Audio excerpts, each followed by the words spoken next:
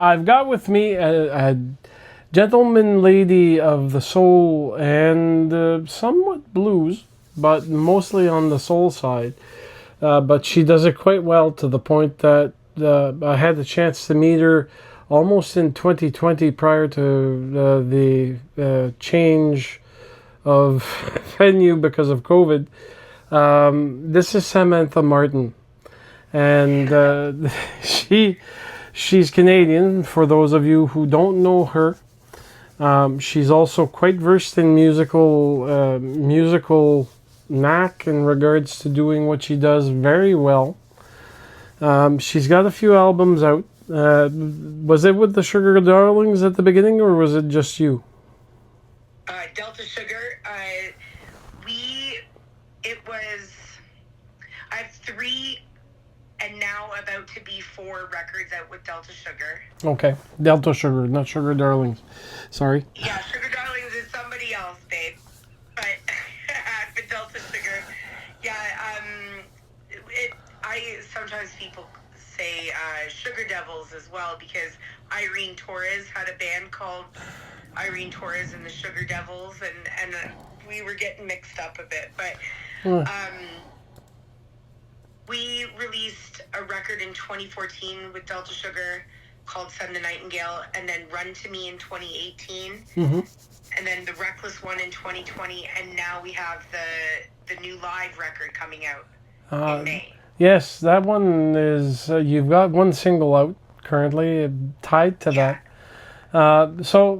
For those that don't know Sam, I'm going to do the following. I'm going to ask you to tell us when you discovered that you had a need to become a full-fledged musical artist. That's a two-parter. Okay, so part one. Two-part answer. So I would say the first time I realized that I got positive attention as a child was when I was performing. Okay. So it was something that, was in grade 4. I remember singing Sound of Music, like auditioning for the Sound of Music. And I got the role to sing a few of my favorite things because I impressed my teachers so much. And my teachers were generally not very impressed with me. So I was a bit of a troublemaker. So I think that was the first time that I realized that I was maybe had something. And then when I decided to become a musician and make a career out of it, I was, I think, about 22. Okay. When I came to being a musician pretty late, all things considered, considering I had been playing music since I was 7. I never really took it as a possible and viable career option until I was about 22, 23. Okay. And that was just because I was in with a bunch of musicians. I was hanging out with them. I was like, well, if they can do it, I can do it. Well, definitely got the chops. That much I remember from your performances and the recordings and the videos and everything that has you surrounded by the thousands of people actually getting a chance to see you or be available for live performances. It's even twice as much. So you were.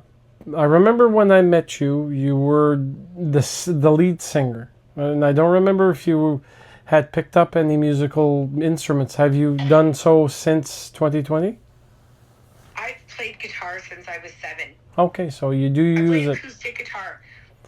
Yeah, I play acoustic guitar. I'm more of a rhythm guitar player. Okay. It's a writing tool for me.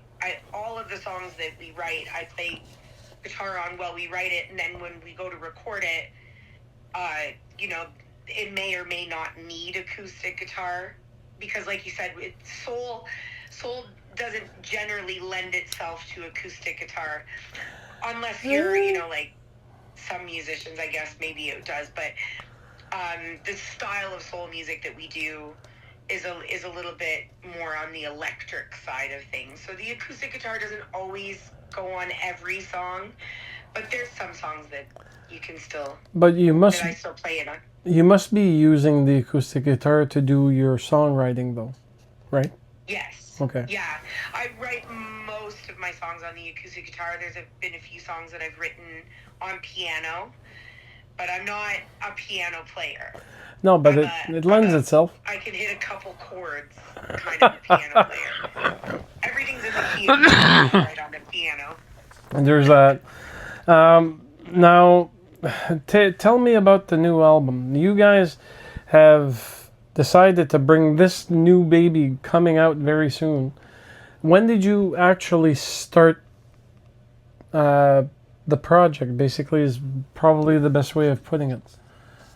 So, in 2022, November 2022, I had a tour from Saskatoon out to the West Coast, where I am now. Currently, I'm out in Vancouver right now. Okay. We had this tour, and it was a 10-piece band tour. I was 6 months pregnant, and we were on the road in a Sprinter and a rental car. And so, because it was the 10-piece band, because I was pregnant, we thought, well, we better film it, because this is some crazy stuff that we're attempting. And I basically had a guy filming, and Renan from Gypsy Soul Records was trying to get the audio from all the shows by, like, he brought his, like, laptop, and he was just going to get board mixes and stuff. Okay. And then I had a baby, and it just sort of sat in the vault, and we didn't really do much with the footage and the audio. Okay. And then in the summertime, 2025, like this past summer, I needed a recorded version of the way we did a cover song. Okay. And the recorded like, I went looking through that tour to find it. Yeah. And I found the Maple Ridge show, and I was like, this is a banging show. I was like, we need to do this show. And there was some conversations back and forth, because it wasn't the best recording on the tour, but it was the best performance on the tour. Like, from an audio standpoint, right? Okay. Like, the Ross, our engineer, was like, well, the show from the Tidemark Theater in Campbell River is recorded better. I'm like, yeah, but the performances are better, and that's what counts. Okay. So, with a live record, I think, personally. But there was some back and forth, like, do we want to take, like, some of the songs from Tidemark, some of the songs from Maple Ridge? And I was like, no, just do all Maple Ridge. So we took the whole show, and we mixed it, and yeah, it's exciting to me. It's been a long time since we have put out any new music at all, like any new CD kind of thing, or vinyl or whatever. And I just think it's like sort of my re-emergence from motherhood, from the trenches of being a mother of like a baby / now toddler. Oh, okay. And I'm just like, hi, I'm back. You remember me? I used to do this, so. The musical chops never go away. It's like riding a bike. Eventually, you may become a bit rusty due to lack of use, but it never goes away. You just need to repolish it, and off you go. Now you've got a baby. You've got more stuff to write about, which is exactly. Even well, and and that's the thing. I never really stopped playing shows. We've been playing shows like the whole time, but like just not big tours and that sort of thing. And now, like, this is our first big tour back out, and it's only 12 days long, but it's our first tour, and it's intense. It's like big time intense. Well, which to is go from like playing a weekend here and a weekend there to then just like all of a sudden, bam, bam, day after day, day after day, day after day. You can tell, like, I'm just like a little bit like, you can tell my voice is a bit tired, but It's a day off. It's one of my 2 days off. One of your 2 days off. Well, that's great. You need the rest. Yeah. You're a mother. You have responsibilities. You also have creative urges that actually get some time off to actually work with and juggle. So the albums. So you eventually took the live recordings and mixed them, mastered them, and then published them, or right now they're about to be published anyways. Yeah. Did you choose a specific, because you mentioned that one versus the other depending on the performance versus the actual audio, did you decide to go with various stops on during your live? No, we ended up doing the whole show from Maple Ridge. Okay. We cut some songs because otherwise we were going to have to do a triple vinyl. So we cut some of the songs because the Maple Ridge show, I think, was a 90-minute set. Wow. So we ended up cutting a few of the tunes just to get it down on so that we could just do a double vinyl. I love the word vinyl. Just a double vinyl. I love the word vinyl, but I don't have the equipment at the studio. They don't really have any of the standing equipment other than DJs that may keep their stuff there. Myself, sadly, because of lack of portability for me, it's mostly CDs or electronic through Spotify, Apple Music, Amazon Prime. You name it, if I can get it, I tend to use it because it fits on the phone and I can bring the phone anywhere. So. Yeah, exactly. There's a lot of people who still love vinyl though, so keep making it. An emergence. It's been re-emergence. When did I first start? I know Petunia and the Vipers had vinyl. That's where I actually got to see it. That and Steve Hill. Thank you. Steve Hill also was a big purveyor of vinyl.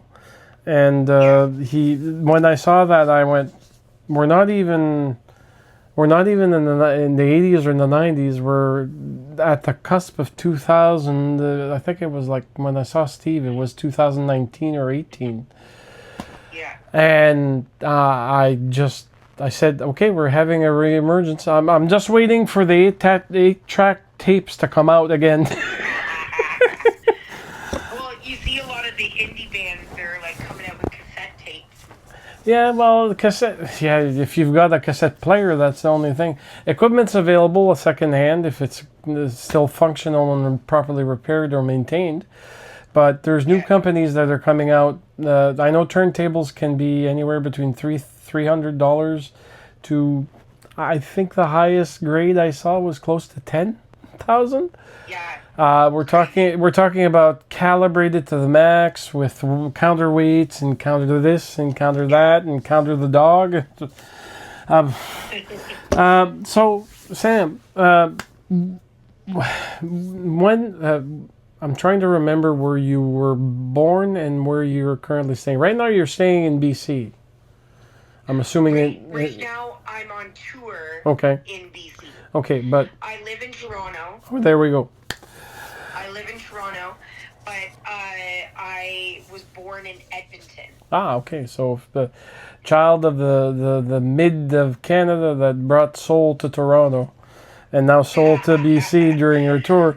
Yeah. So I don't want to ask it because it may sound too indelicate, but the child that you have, is it with one of the bandmates or is it somebody else outside of the band?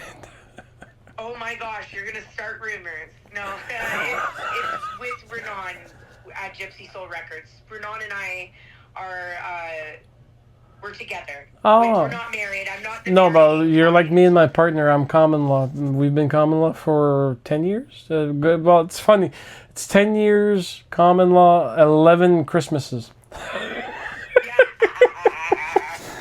Congratulations. We have been together for 8 years. Well, congratulations.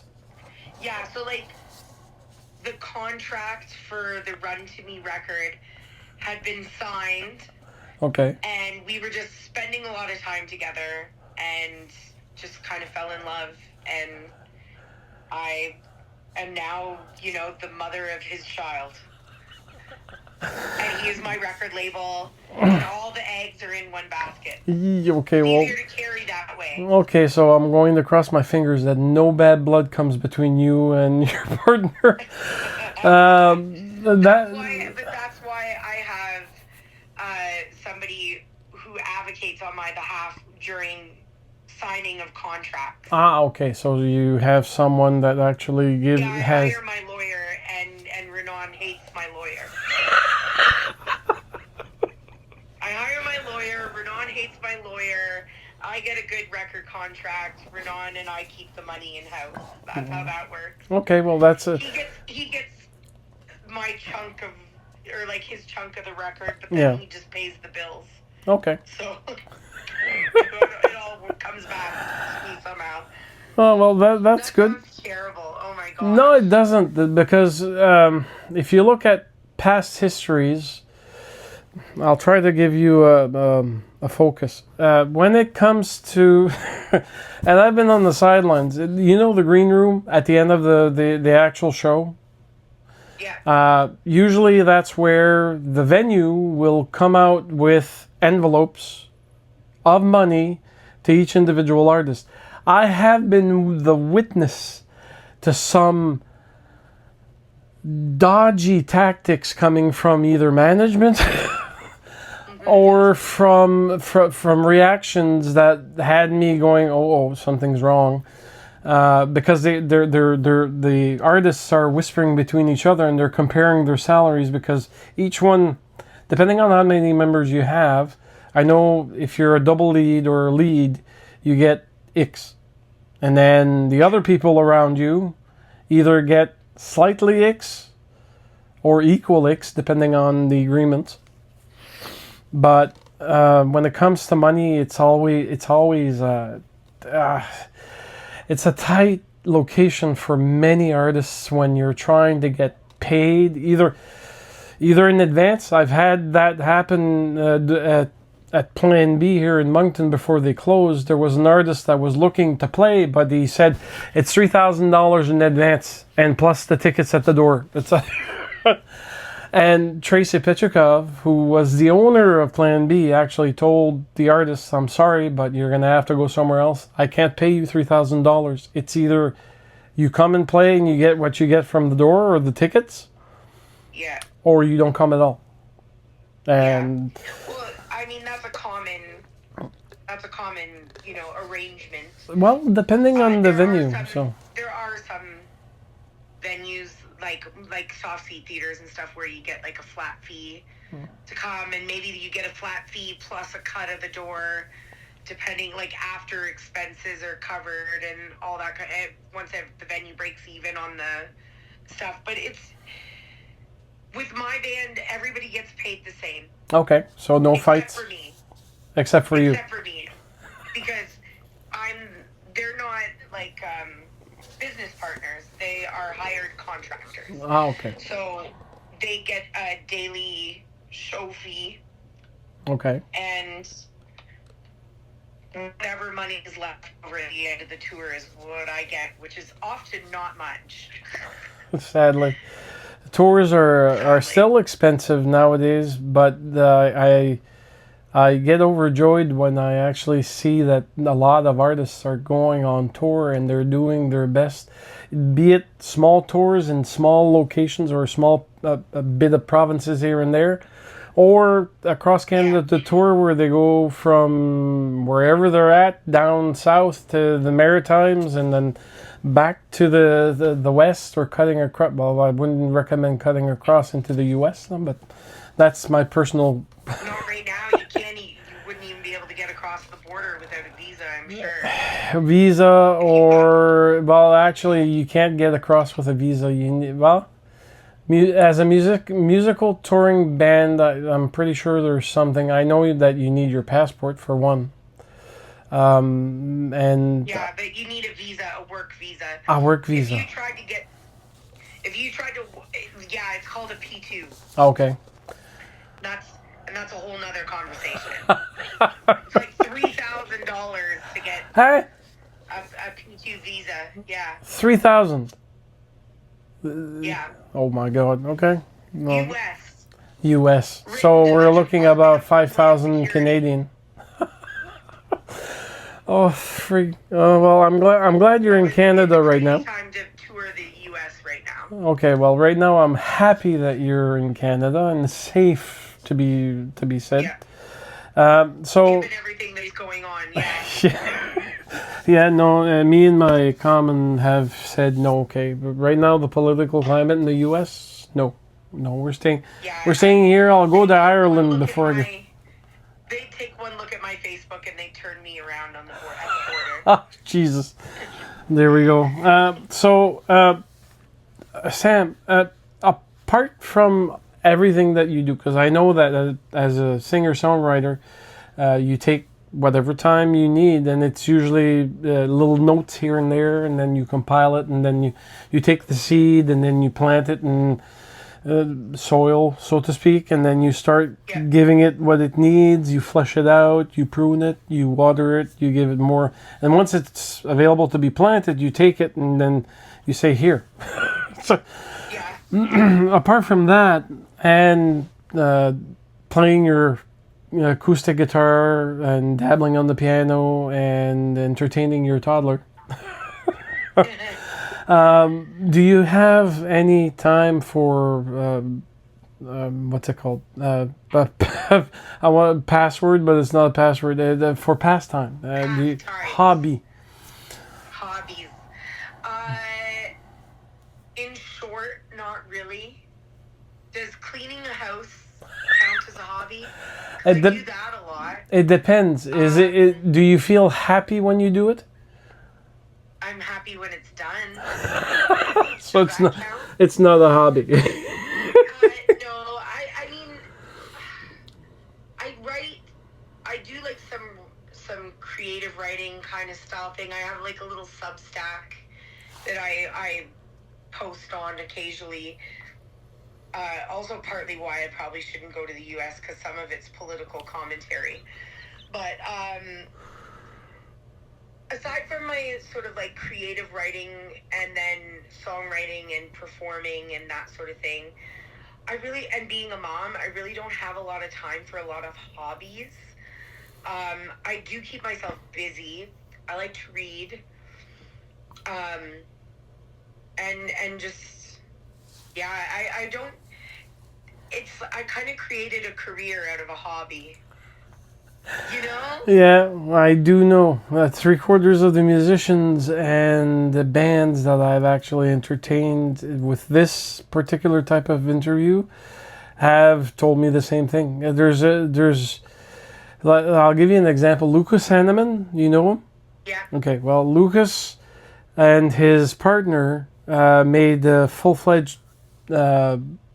basically full-fledged career out of their music. And Lucas, other than doing live shows, he also teaches. Yeah. And many of the actual instrumentalists, singers, songwriters do have the chops to actually teach, and they gain some side money or side hustle, if you want, in regards to getting some form of stable economy. Sadly, I have yet to see anyone doing 100% in just doing music without doing something more creative. I will. If you become a session musician, that's bona fide money, but then you're pretty much on call all the time. And you have to interrupt whatever you're doing to go for that because it's what, $300 per recording session or something like that. Depends on the recording session, yeah. Yeah, it depends. All I do is play music. Okay. Well, that's good. That's all I do. So I have made a full-fledged career out of playing music. Now, am I, making fat stacks of cash? No. No. I'm not, but I am able to support myself, and of course Renan supports me too. You know? So basically, you're living within your means without going overboard on spending your cash because it's hard earned. It is hard earned. After You gotta be good at saving for a rainy day because it rains a lot. Yeah, you tell me. I saw this thing. I saw this thing the other day on Facebook or something. I was like scrolling, and it was like, I joined the music industry to avoid a 9-to-5 job, and now I work 24/7. That's funny, but it's the truth. I mean, here I'll give you an example. What was the name of the band? Glamour Puss Blues. Okay, they became Glamour Puss, and then they decided to go on the road. Mr. Brown, Michael Jerome Brown, to be specific, recorded one of their best albums over at a chapel that's right next to the river. Well, these musicians and singer-songwriters were doing 9-to-5 jobs at the time. Yeah. They actually temporarily suspended their jobs for at least, I'll say, close to 6 months, and I may be wrong. But they went on tour. They actually went to Europe, and then they came back. But eventually, something happened where the energy fizzled, and they were back at doing their jobs. I mean, the lead band member that Travis Furlong, was working here and there in town in regards to making extra money because his musical capabilities were not allowing him to always be present at certain locations and times. So that's the thing. Like, you have a band, you have a toddler, you have your partner in crime, music.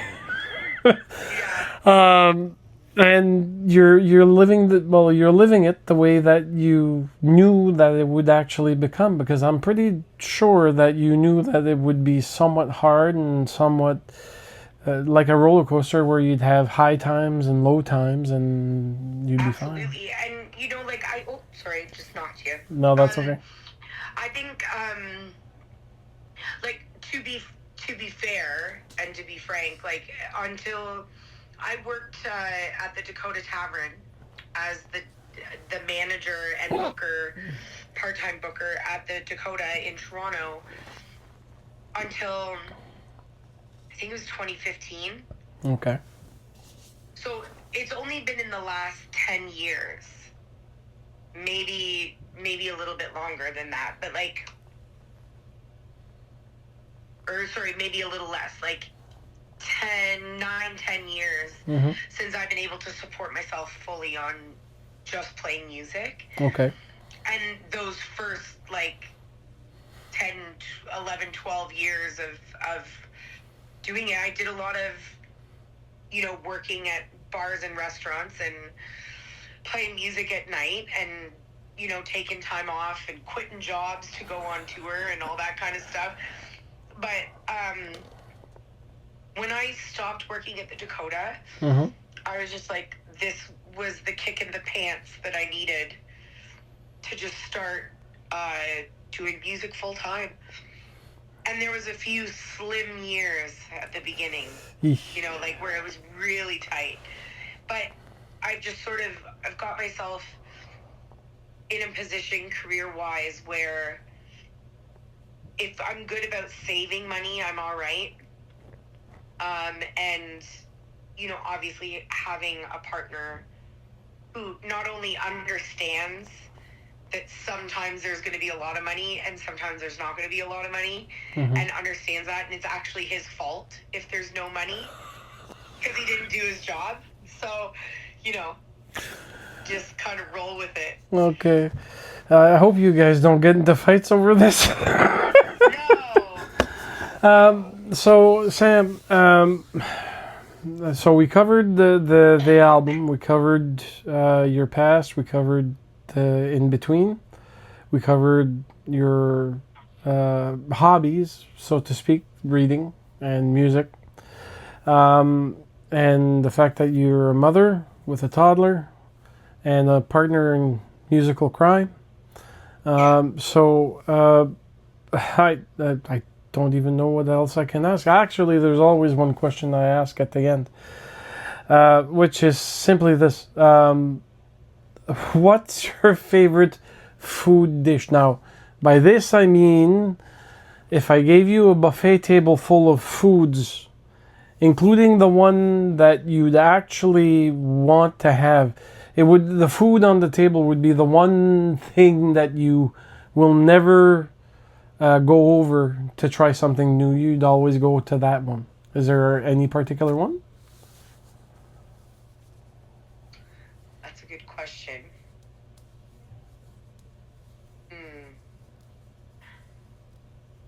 I mean, I'm an Alberta girl, so a strip loin steak is pretty high up there.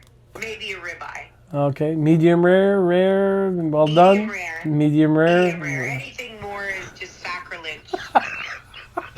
You're the same. You're the same. You share our hearts. Here, me and my partner actually. That if we can get our hands on the good steak, I cook a mean steak when it's 3 minutes on the medium grill, one side, the other, done. And then I put it in the container with foil, let it rest, and then we prepare the fixings to go along with it. So. Yeah, like I find, because I don't know why, but like I think it's because I was born in Alberta. I've just got that AAA Alberta beef kind of vibe about me. I don't know, but I mean, but it has to come with something like vegetables. Well, corn, potatoes, roasted. I like sautéed vegetables. I like like peppers and onions and mushrooms and things. I do a mean red cabbage hash. Basically, you have to braise the cabbage before you decide to saute it with the onions and the peppers. And then if I have access to a balsamic vinegar, I'll throw it in. But I need to find a thicker balsamic vinegar, the type that ages to the point that it's almost syrup. Balsamic glaze. Yeah. So that's typically what I used to do. Now it's whatever I can put my hands on. So. Yeah. Well, and Renan is Turkish. Oh. So he cooks all of his meat over charcoal. Okay, so he does it. I won't say. Grill. I won't say halal because he's probably getting halal meats to cook over a charcoal grill. He's not a practicing Muslim or anything like that. So halal is not necessarily a concern for him. Okay. The cut of meat and like a good piece of meat, though, his family's from more of a like secular part of Turkey. Okay. And yeah, it's very meat oriented, their cuisine. Like it's like, oh yeah, you're gonna have like Adana kebab and beiti, and it's all bread and meat and yogurt.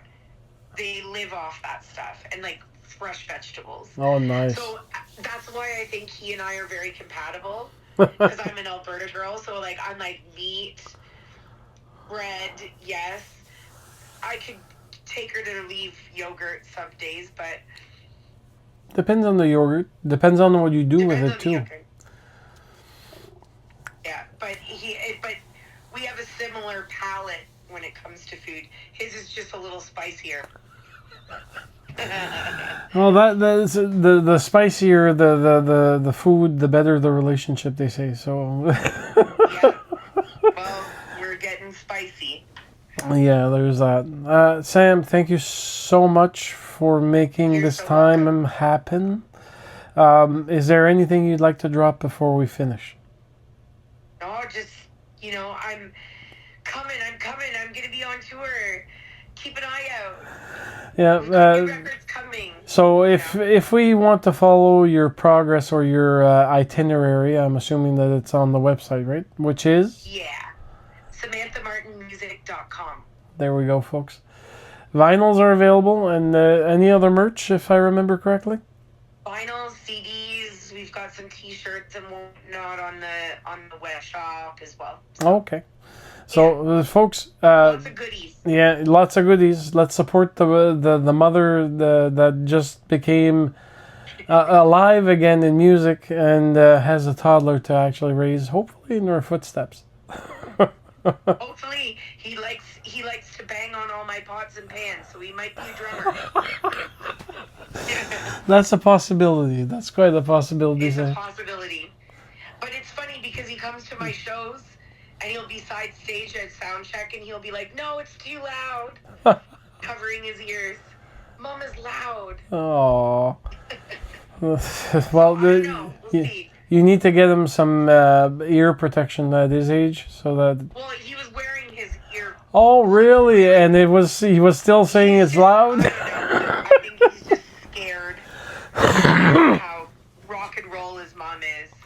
Wow, I wouldn't trade the mom for anything. The fact that you're touring hopefully will get you in the Maritimes and hopefully here in Moncton. Yeah, I mean, I always love coming to the East Coast, so. Yeah, we need you on the We'll be capital back before stage. long. We need you on the capital stage. Yes. I'll get Renan working on it. Okay. Well, thank you so much, and I wish you the rest of, in your case, the afternoon. In my case, it's the evening. So. Yeah. Thank you so much for getting in touch with me, Yannick. No, thank you for saying yes. Absolutely. Have Anytime. a nice one. All right. Bye. Bye.